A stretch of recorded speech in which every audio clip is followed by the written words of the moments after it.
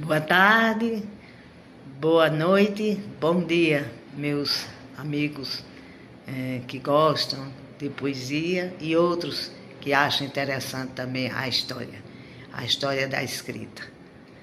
Eu vou fazer um pequeno resumo do que eu falei anteriormente. Vou falar primeiro em português, vou ler algum trecho em francês e traduzo, e depois eu apresento também o vídeo em inglês. Muito obrigada pela atenção. O resumo é o seguinte: houve guerra na Europa antes da Idade Média e os gauleses, eles venceram muitos dos invasores. E essa foi a primeira parte que gerou a civilização e a língua dos romanos. Então, os francos vencedores aceitaram uns aos outros. Então, esse é um resumo que eu fiz da idade, um pouco da idade mais antiga. O baixo latim era falado pelos gauleses. Aí ele vai se alterando, segundo regras fixas. Assim se formou uma língua nova, que foi chamada Le Roman, o romano. Então, a língua latina, em vez de chamar latina, era Le Roman, o romano, devido a essas mudanças nessas regiões. O romano se divide na língua do e na língua doc. A língua do ou língua do norte, ela se dividiu na época em vários dialetos. O dialeto da Ilha de França, que se prende mais sobre as outras, ela foi a que gerou o conhecido francês, le français, a língua francesa. Os Serments de Strasbourg, que foi descoberto no ano de 842, são os monumentos mais antigos da língua francesa. Então, que foi escrito depois dessa mudança. E a vida de Santo Alexis também. Isso já no século XI. Foi a primeira obra-prima da literatura francesa. Interessante. Mas vamos à história da trova, da poesia épica, não é? A epopeia, como eu já tinha falado no vídeo anterior. Essa epopeia começa com a invasão dos mouros. Então, eles ocuparam Portugal e ocuparam a Espanha. E trouxeram seus costumes, seus instrumentos musicais, suas danças. Trouxeram, talvez, quem sabe, até o Flamengo venha daquela época, lá na Espanha. Não é? E isso foi gerando muita mudança naqueles camponeses, que naquela época aquela região era toda habitada mais por camponeses. E a gente pode classificar em 3 ciclos, são ciclos muito interessantes, porque esse ciclo foi mudando a forma de falar e também a forma de se comportar socialmente. As canções da época, chamada a epopeia da matéria da França, é uma epopeia nacional. Bom, então, continuando, a origem, eu já falei, há uma teoria que houve um pequeno movimento lá na Alemanha, e esse movimento ele se expandiu e chegou até a França. Bom, como eu tinha falado sobre as guerras, o rei Carlos Magno, que eu apresento aqui algumas gravuras feitas com inteligência artificial, mostrando quando ele nasce, quando morre, e os cavaleiros que mais lhe serviram em várias guerras, que foi Roland, 2 franceses do interior, justamente da Provence, onde surgiu o primeiro soneto. E era Roland e Olivier, eram 2 amigos. E o arcebispo da época era chamado Turpin, Turpin, P-I-N, Turpin.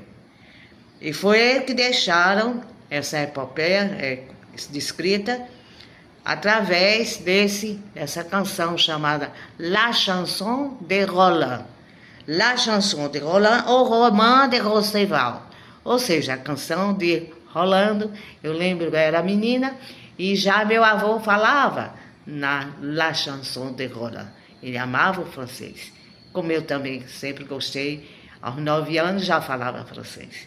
Então, já com esses conhecimentos sobre as cruzadas. O que acontece é que Jerusalém tinha sido ocupada pelos mouros, né? Os mouros estavam também na Espanha e em Portugal, né? E houve esses movimentos, depois se formaram para libertar Jerusalém das mãos, como eles chamavam, dos infiéis. Infiéis, mas da época, né? Que hoje a geopolítica mudou bastante.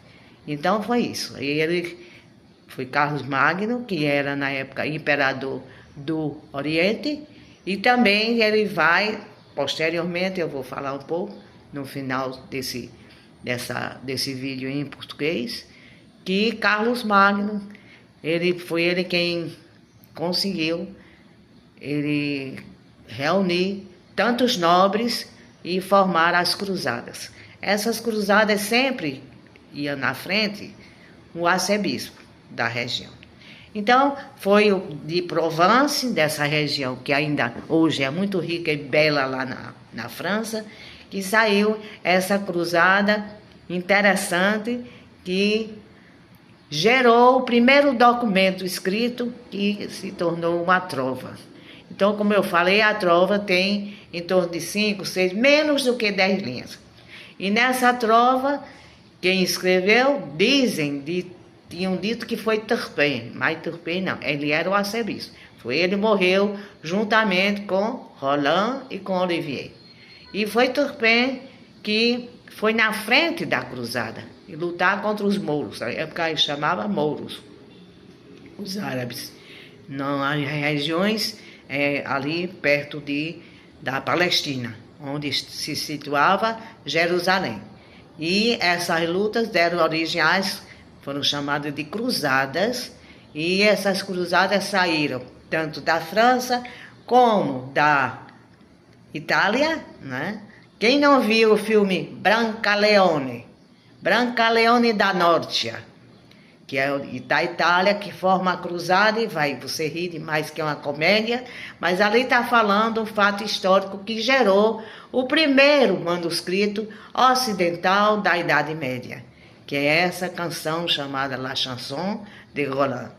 Bom, então quando eles vão nessas cruzadas, sempre leva alguém da igreja, e esse alguém foi justamente o arcebispo de Turpin, chamado Turpin, lá da província, Provence. O nome da região é Provence. E ele foi na frente e ele vê Olivier morre primeiro, e depois vê Roland morre em seguida, e por último é ele. Os mouros vêm e matam eles. E realmente é um poema muito triste, que eu vou tentar ler a tradução. Eu tenho aqui da História da Literatura Francesa, porque no francês medieval é mais difícil de entender. Mas o francês atual já fica mais fácil. Vou ler primeiro em francês e depois eu traduzo. Par les champs va te prendre, l'archevêque. Jamais tel ton sire ne chanta une messe, la messe, que de la personne a fait autant d'exploits. Il dit au païen é o pajem, que Dieu l'envoie tous les mots. Tu en as tué un que mon cœur regrette. Il lance en vain son bon cheval et frappe les païens sur son écu de Tolède. Dans tel couple, qu'il là-bas mort sur l'herbe verte. É muito triste. Então, é uma pequena trova, mas que descreveu aquela batalha. Então, vou traduzir. Pelo campo vai Turpé, pelo campo de batalha. O arcebispo, jamais ele iria celebrar mais uma missa ou cantar na missa, porque não tinha nenhuma pessoa que pudesse lhe substituir.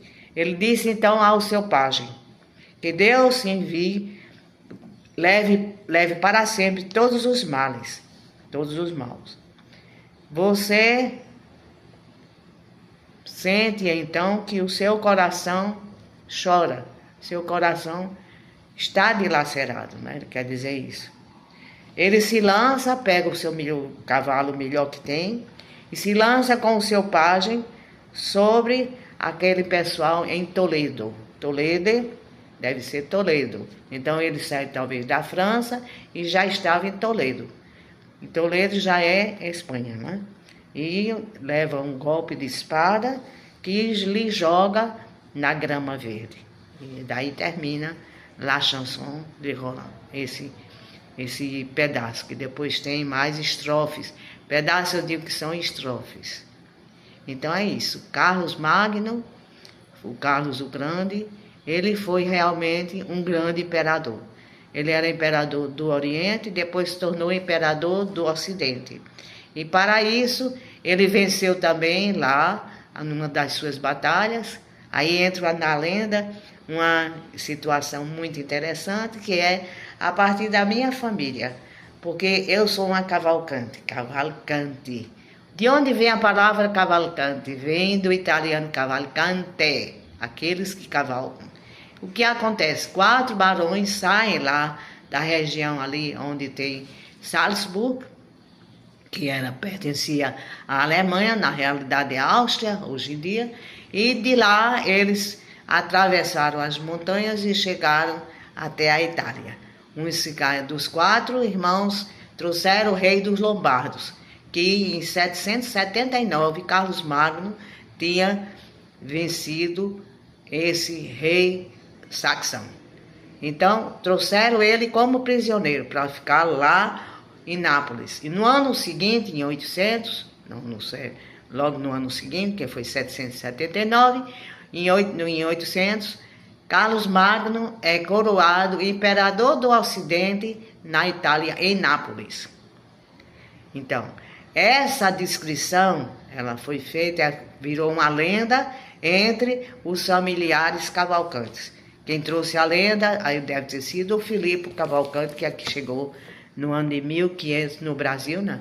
De 1565.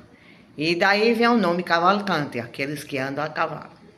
Então, agradeço, espero que vocês gostem do vídeo. Tem as imagens geradas pela inteligência artificial, vem logo em seguida. E cliquem se gostam e deixem alguns comentários. O que vocês acharam dessa descrição da morte do arcebispo Turpin, lá da Provence, e que ainda hoje tem esse documento interessante.